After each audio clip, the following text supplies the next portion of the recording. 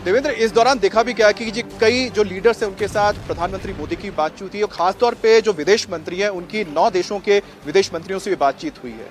अगर देखा जाए तो भारत ने किस तरह से अपने जो डिप्लोमेटिक चैनल से उसके जरिए भी एक राय बनाने की या फिर एक नैरेटिव गढ़ने की कोशिश की है।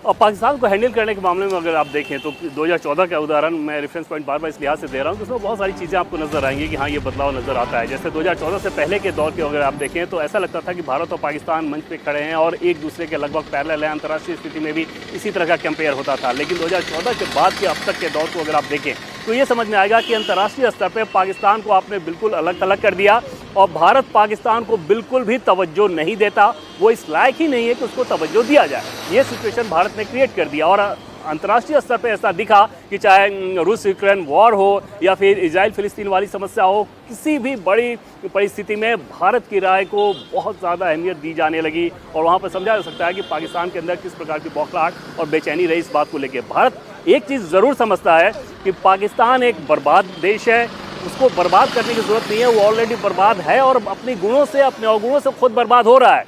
भारत एक तेजी से संपन्न होता हुआ आर्थिक महाशक्ति के तौर पे बढ़ने वाला देश है और उस कंडीशन में आपको ये समझना है कि एक बर्बाद देश जो कि अपने लोगों की ही परवाह नहीं करता, उसके साथ अगर हमें निपटना है तो किस तरीके से निपटना होगा। और भारत की समस्या पाकिस्तान के आम लोग नहीं है, बल्कि भारत की समस्या है कि पाकिस्तान जो आतंकवाद का प्रायोजन करता है। अमित देवेंद्र, इसी में एक सवाल मैं और जोड़ देता हूं, क्योंकि भारत की जो स्थिति है या भारत का जो इस वक्त कद है वो दुनिया में किस तरह से है, जहां पाकिस्तान लगातार चीन और टर्की को लेकर बता रहा है कि उसके ये साथी हैं, लेकिन इस पूरे घटनाक्रम के बीच एक अहम फैसला हुआ जिसमें भारत ने फ्रांस के साथ, फ्रांस तो परमानेंट मेंबर भी है सिक्योरिटी काउंसिल का, उसके साथ एक अहम डिफेंस डील भारत ने कर ली है। ये बड़ा एक संकेत है पूरे दुनिया के लिए भी, पाकिस्तान के लिए, पाकिस्तान के मित्रों के लिए भी। जी हाँ, बिल्कुल। और आतंकवाद तो ऐसी समस्या है जिस पर फ्रांस भी हमेशा से ही खड़ा रहता है भारत के साथ और आतंकवाद के खिलाफ और इस्लामिक रेडिकलिज्म के खिलाफ भी, क्योंकि फ्रांस खुद भुगतभोगी है उस चीज़ का। तो उसमें तो दिखता ही है कि फ्रांस और भारत एकदम से सेम पेज पे हैं और सिर्फ फ्रांस और भारत नहीं बल्कि आतंकवाद के मसले को लेके अमेरिका में FBI के डायरेक्टर का जो बयान आया उसको अगर आप देखें तो समझ में आएगा, यूरोप के कई देशों के नेताओं के अगर आप बयान देखें तो वो समझ में आएगा कि सबको ये समझ में आता है कि आतंकवाद जो कि इस्लामिक रेडिकलिज्म से निकला है, पाकिस्तान जिसका प्रयोजन करता है, वो कितना बड़ा खतरा सिर्फ इस भारत के लिए नहीं, सिर्फ इस साउथ एशिया रीजन के लिए नहीं बल्कि पूरी दुनिया के लिए खतरा है। और उस लिहाज से आतंकवाद से निपटने के मसले पे लगभग सभी देश एक सुर में बोलते नजर आते हैं। चाइना की स्थिति थोड़ी सी कमजोर जरूर रहती है। खतरे से एक और सवाल मेरे जहन में आ रहा है देवेंद्र, मैं जो आपसे जानना चाहता हूं। अब देखिए देवेंद्र, पहली जो मीटिंग हुई थी CCS की, उसके बाद सिंधु जल समझौता खत्म कर दिया गया था। उसके बाद भारत ने अपने सारे जो ट्रेड डील्स भी है पूरी तरह से बंद कर दिए थे, ट्रेडिंग बंद, सारे आपके बॉर्डर पॉइंट्स बंद कर दिए थे। क्या ये हो सकता है कि भारत अगर चाहे, भारत अपनी समुद्री सीमा से पाकिस्तानी या फिर पाकिस्तान से आने वाले किसी भी जहाज को जाने से मना कर दें? या अगर ऐसा होता है तो पाकिस्तान को अगर साउथ ईस्ट एशिया जाना है, मलेशिया जाना है, तो उसको एक लंबा रूट जाना पड़ेगा। और साथ ही साथ भारत अगर पाकिस्तान के एयरलाइंस को भी अगर मना कर दे कि भारत के एयर स्पेस को इस्तेमाल नहीं कर सकता, ऐसे हालात में भी उसको बहुत नुकसान हो, क्या ये कर सकता है भारत?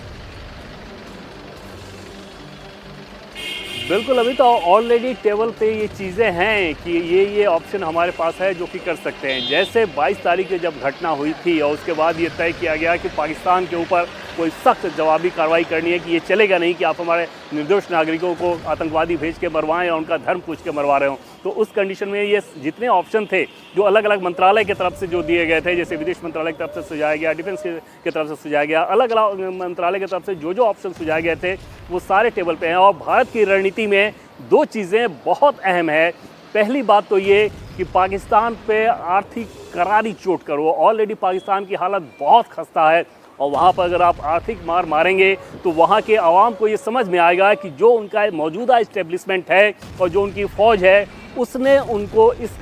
कदर बदहाली में धकेल दिया। आप देख रहे हैं कि IMF के सामने किस प्रकार से वो फंडिंग के लिए गिड़गिड़ा रहे हैं और वो शर्त ये थी कि अगर आप आतंकवाद पर ठोस कार्रवाई करेंगे तो फिर आपको और ज़्यादा धनराशि दी जाएगी। तो भारत के पास ये ऑप्शन है ही और वो ऑलरेडी अंडर डिस्कशन है कि इन सारे ऑप्शन को अपनाते हुए पाकिस्तान को आर्थिक तौर पर बदहाली के कगार पर खड़ा किया जाए, दूसरी चीज़ की डिप्लोमेटिकली उसको एकदम कॉर्नर किया जाए, और तीसरी चीज़ की फौज सिक्योरिटी एस्टेब्लिशमेंट का इस्तेमाल करके उनके आतंकवाद के नेटवर्क को ध्वस्त किया जाए। अमित,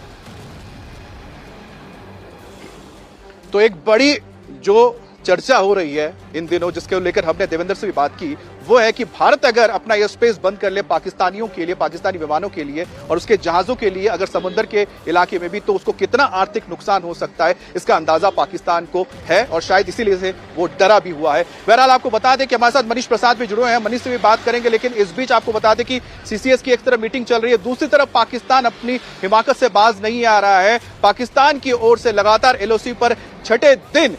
एलओसी पर फायरिंग की गई है। ना सिर्फ एलओसी पर भारतीय चौकियों को निशाना बनाया गया, बल्कि इसके साथ ही इंटरनेशनल बॉर्डर पर भी पाकिस्तान की ओर से फायरिंग की गई है। और जो इलाके हैं जहां पर यह फायरिंग हुई है उसके बारे में भी आपको बता दूं, सुंदरबनी, नौशेरा सेक्टर में, राजौरी में कल रात को हेवी फायरिंग हुई थी, जिसका जवाब भी मुंहतोड़ दिया गया है। इसके अलावा बारामूला, पुंछ सेक्टर में भी गोलीबारी की गई है और भारतीय सेना लगातार पाकिस्तान की उन चौकियों को भी निशाना बना रही है जहां से यह भारत के ऊपर हमला कर रहे हैं, भारत को निशाना बना रहे हैं।